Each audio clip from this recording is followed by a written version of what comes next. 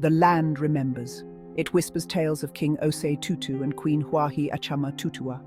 King Osei Tutu, the founder of the Ashanti Empire of the ancient Gold Coast, present-day Ghana.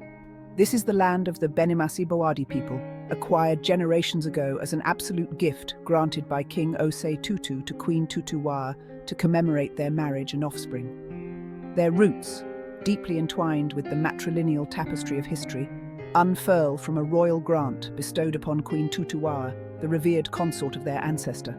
Oheneba Konadu Afia Ofi, their cherished offspring, blossomed into the progenitor of this indigenous community. Generations have lived here, nurturing the soil, honoring their ancestors. The land is their identity, their history, their very soul, and the final resting place of Queen Tutuwa, their revered maternal ancestor. But now this sacred bond is under threat. The whispers turn to cries of anguish. The songs of the past are drowned out by the sounds of bulldozers and the bitter laughter of greed. The Benimasi-Boadi people, rightful custodians of this sacred ancestral heritage, are being heartlessly driven from their land. The powerful Asantehene, disregarding the deep-rooted ties that bind these people to their home, continues to seize their land in a ruthless display of power. Their rights are trampled, their voices silenced. The legacy of Osei Tutu, a legacy built on justice and unity, is being desecrated. This is a betrayal of the most profound kind. It is a betrayal of history, a betrayal of tradition, and most importantly, a betrayal of the human spirit. The Benimasi-Boadi people are resilient, their spirits unbroken. They will fight for their land, for their heritage, for their very right to exist. They will fight because they know that the land remembers, and it will not forgive this injustice. For how long will the spirits of our ancestors tolerate this desecration? How long will the land itself endure this violation? The time for silence is over. The time for action is now. Fear casts a long shadow over the Benimasi-Boadi community. The once vibrant laughter of children is replaced by a haunting silence. The men and women, once proud farmers and artisans, now live with the constant threat of violence. Their homes, their livelihoods, their very lives are held hostage by forces determined to erase them from the land. Harassment has become a way of life. They are intimidated, threatened, and physically attacked, arbitrarily detained, criminalized, and tortured, all for daring to defend their sacred birthright. Their cries for help fall on deaf ears as the Ghanaian government heartlessly turns a blind eye to the suffering of its own people, tacitly approving the violence and injustice that tears families and communities apart. Their crime, daring to stand up for their rightful claim to the land that has sustained them for centuries. The authorities, sworn to protect them, turn a blind eye. Justice is a distant dream, replaced by a system rigged against them. False accusations are levied, trumped-up charges filed. Their voices are stifled, their pleas for help ignored. The Benimasi-Boadi people are trapped in a nightmare of fear and injustice. But even in the darkest of times, hope flickers. The spirit of resistance burns bright. They will not be cowed into submission. They will continue to fight for their children, for their future, for the soul of Ghana itself. The law, meant to be a shield for the vulnerable, has become a weapon in the hands of the powerful. The Benimasi-Boadi people have witnessed firsthand the perversion of justice. They have seen the law used not to uphold their rights, but to strip them away. In a chilling act of brutality, Odishi Kwabena Badu was abducted by the police and subjected to unimaginable humiliation and torture within the very walls of the Manhia Palace in Kumasi.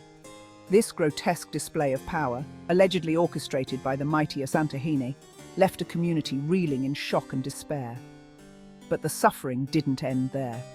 Nana Osei Bonsu, a courageous advocate for the indigenous community's land rights, was arbitrarily arrested and endured 6 agonizing days of torture in police custody.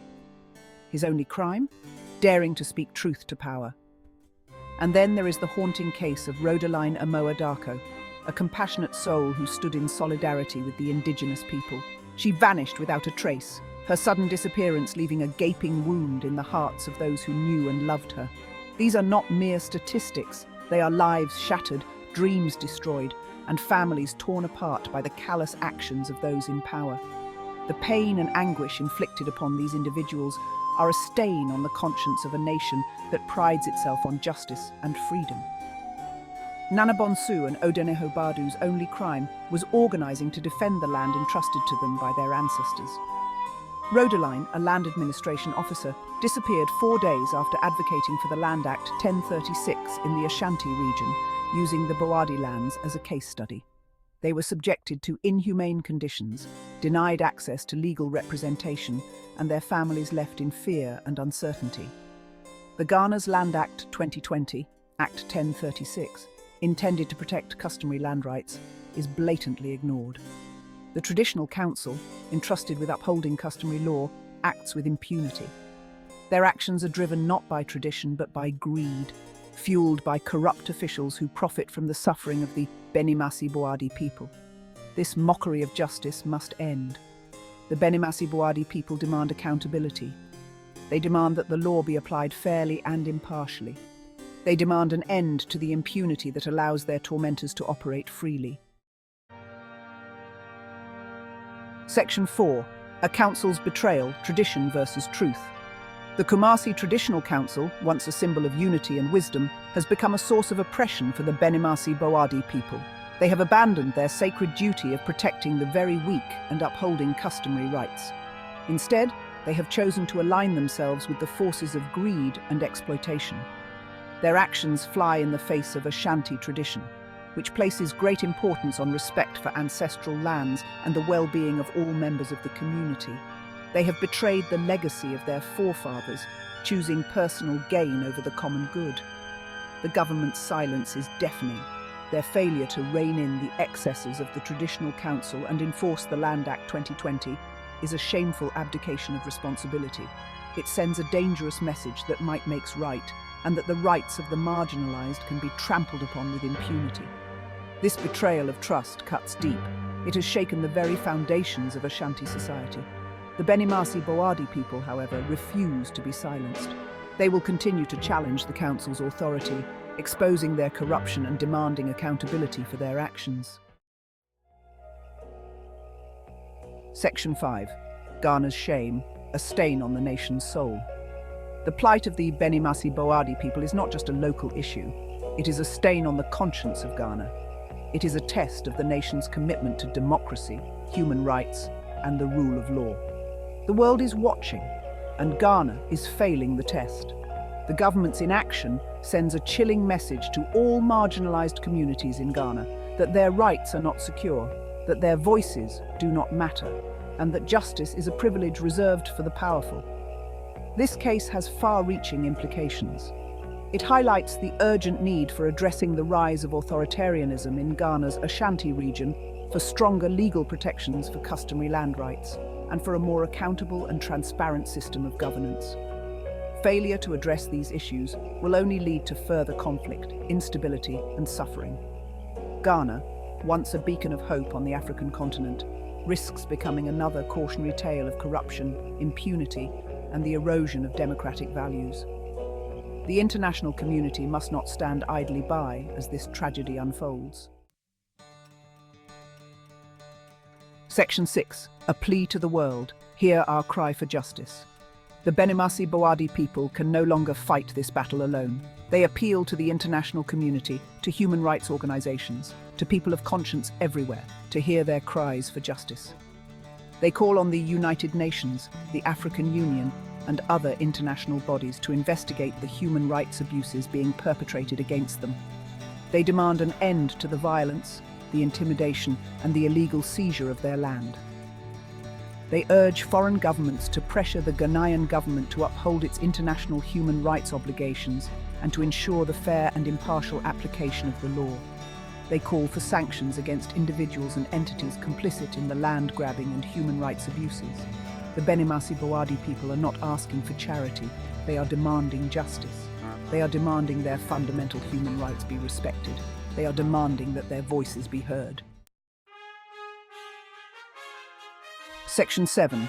The Torch of Truth, a call for unity and law. This is not just a fight for land. For if we allow our history to be rewritten, our laws to be disregarded, and our leaders to act with impunity, then what is left of the Ghana we hold dear? It is a fight for the soul of Ghana, It is a fight for justice, for equality, for the very principles upon which this nation was founded. The Benimasi-Boadi people, while facing immense challenges, remain steadfast in their belief in the power of truth and the rule of law. This is a call to action for all Ghanaians from all walks of life to stand in solidarity with the Benimasi-Boadi people. Their struggle is our struggle. Their fight is our fight. We must come together as one nation and demand an end to the corruption, the impunity, and the injustice that plague our land. We must be bold to restore the value of truth and let it shine brightly, exposing the dark corners where greed and oppression fester. We must raise our voices in unison, demanding accountability, demanding justice, demanding that the rule of law prevail. The path forward is clear. It is the path of unity, of integrity, of unwavering adherence to the principles of justice and equality. Let us walk this path together with courage and determination and build a Ghana where the rights of all are respected and where the legacy of our forefathers is honored, not desecrated. Let us stand together as one human family and declare that the theft of indigenous lands is a crime against humanity, a crime that must be stopped.